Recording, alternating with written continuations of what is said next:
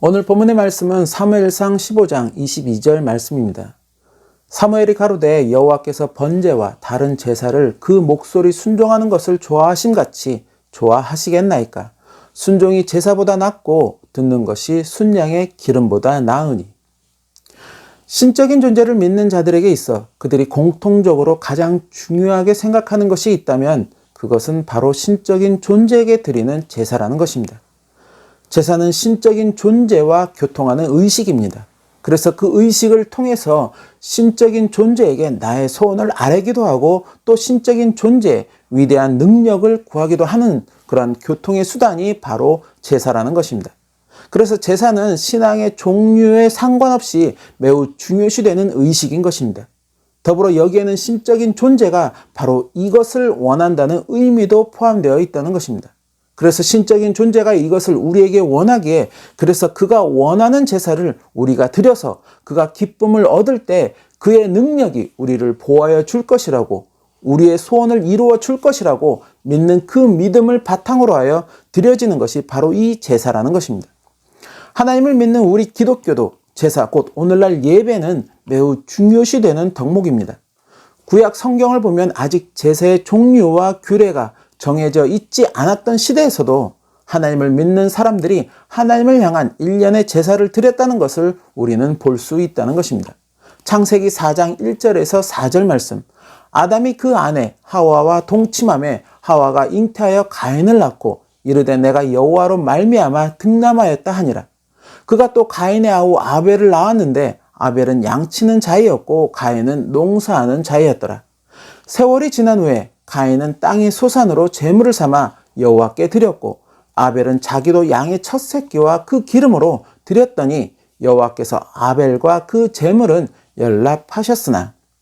또 창세기 13장 18절 말씀. 이에 아브라함이 장막을 옮겨 헤브론에 있는 마므레 상수리 수풀에 이르러 거하며 거기서 여호와를 위하여 단을 쌓았더라. 하나님께 제물을 드렸다는 것, 또 하나님을 위하여 단을 쌓았다는 것은 그 자체로 하나님께 일련의 제사를 드렸다는 의미가 된다는 것입니다.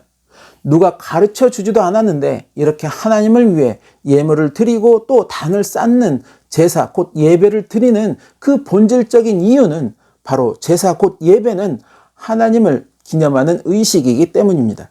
하나님을 기념한다는 것은 내가 하나님의 존재를 믿는다는 것, 그분이 내 영혼을 주관하시는 분이시라는 것, 그리고 그가 나의 길을 인도하시며 나에게 은혜를 베푸시며 나를 구원의 길로 인도하시는 분이시라는 것.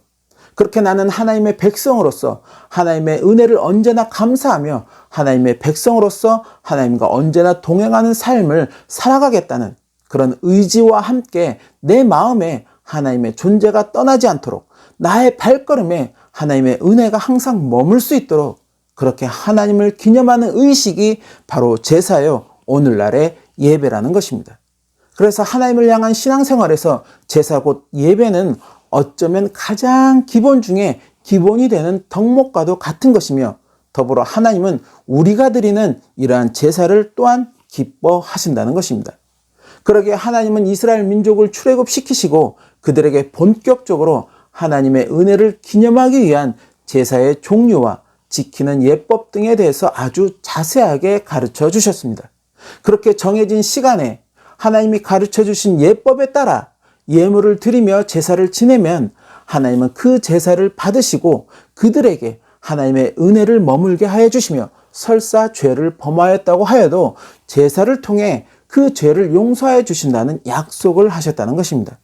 그렇게 하나님은 이스라엘 민족에게 번제, 소제, 속죄제, 화목제, 속건제 등 가장 기본이 되는 5대 제사를 비롯하여 지켜야 하는 절기 등을 규정하여 주셨고 또 그 예법을 지정하여 주셨으며 이러한 제사와 절기를 통해 하나님을 항상 기념하라고 그렇게 말씀을 하셨다는 것입니다. 그렇게 이스라엘 백성들은 하나님이 알려주신 대로 절기와 제사를 지키고 드리기를 힘썼고 그들이 지키는 절기 또 그들이 드리는 제사를 하나님은 기뻐 받으셨다는 것입니다. 이처럼 하나님을 향한 제사는 그 어떤 덕목보다도 우선할 것 같은데 사무엘 선지자는 이스라엘 초대 왕이었던 사울 왕에게 이러한 제사보다도 하나님이 더 중요시하는 것이 있다고 이야기하고 있다는 것입니다. 그리고 그것은 바로 말씀에 순종하는 것이라는 것입니다. 즉 사무엘 선지자는 사울 왕에게 하나님은 말씀에 순종하는 것을 그 어떤 제사를 드리는 것보다 더 낫게 여기신다고 이야기하고 있다는 것입니다.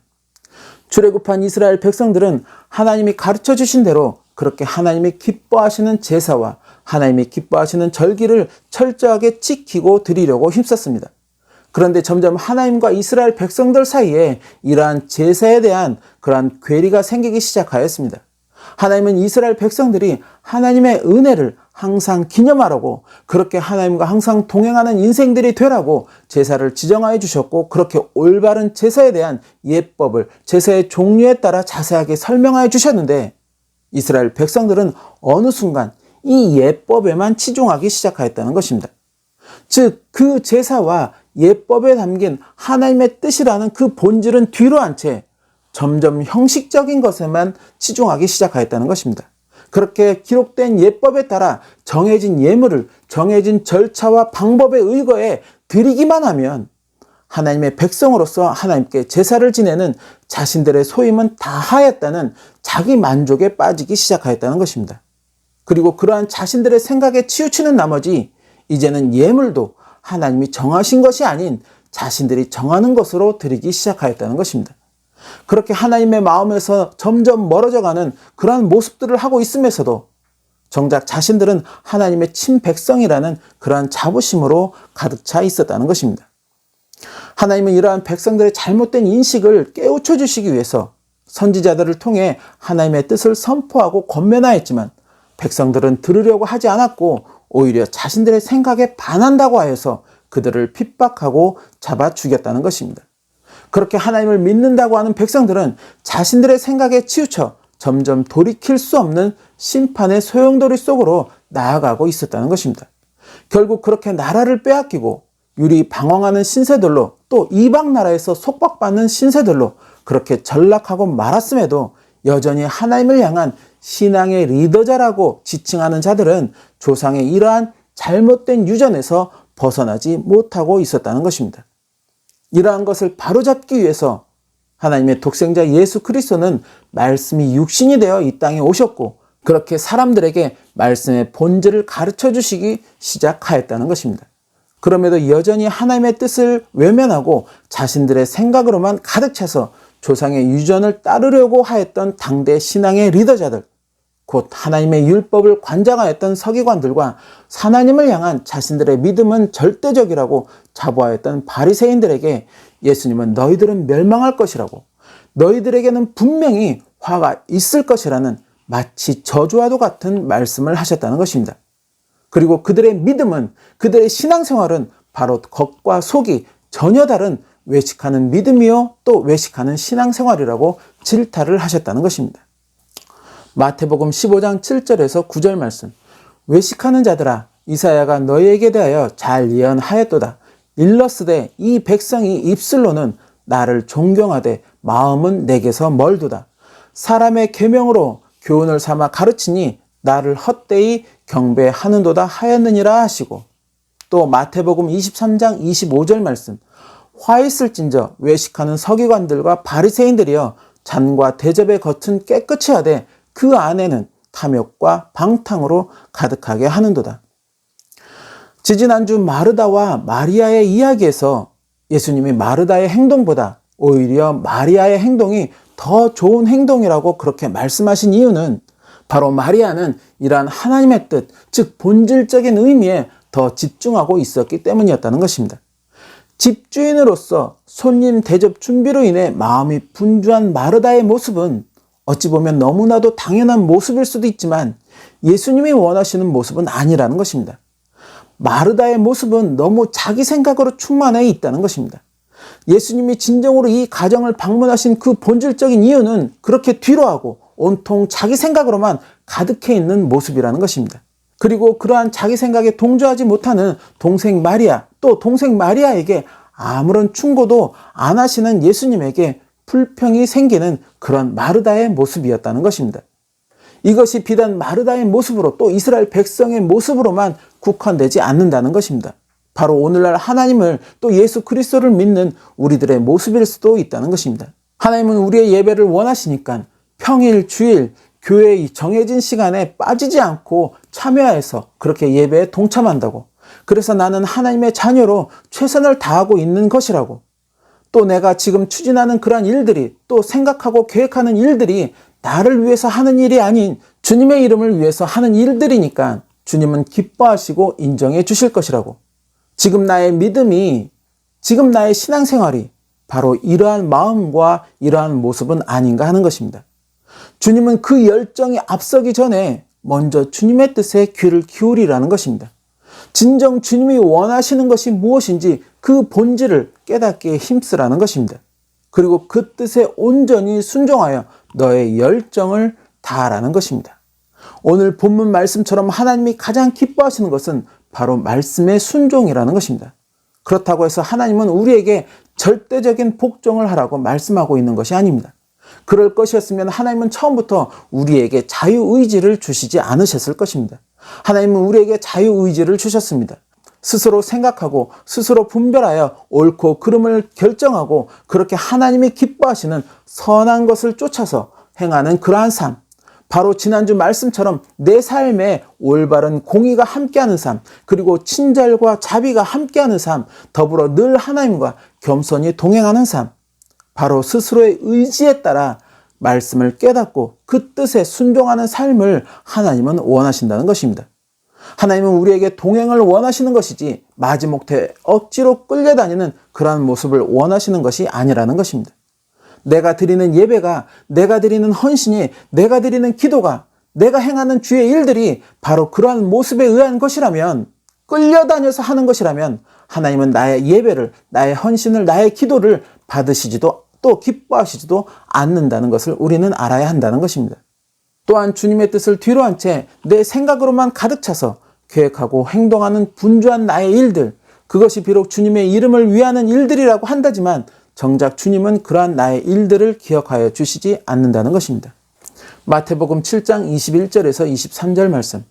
나더러 주여 주여 하는 자마다 천국에 다 들어갈 것이 아니요 다만 하늘에 계신 내 아버지의 뜻대로 행하는 자라야 들어가리라.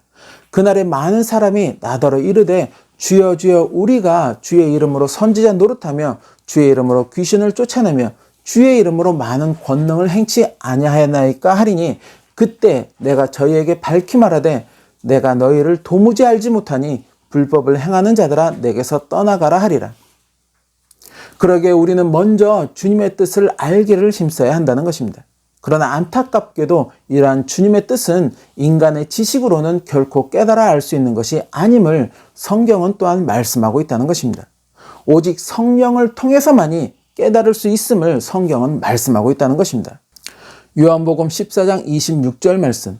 보혜사 곧 아버지께서 내 이름으로 보내실 성령, 그가 너희에게 모든 것을 가르치시고 내가 너희에게 말한 모든 것을 생각나게 하시리라. 그러기에 하나님을 또 예수 그리스도를 믿는 우리는 먼저 성령을 구하여야 한다는 것입니다.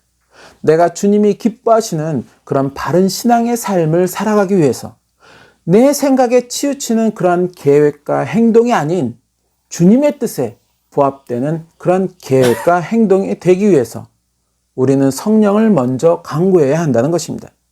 더불어 그 성령의 인도하심에 겸손히 순종하는 우리의 삶이 되어야 한다는 것입니다. 그러한 삶이 될 때 내가 드리는 예배가 비록 초라한 예배의 모습일지라도 또 내가 행하는 헌신이 작고 보잘것없어 보이는 그러한 헌신처럼 보일지라도 주님은 그러한 나의 예배를 연락하시고 또 그러한 나의 헌신을 기뻐하시며 기억하여 주신다는 것입니다.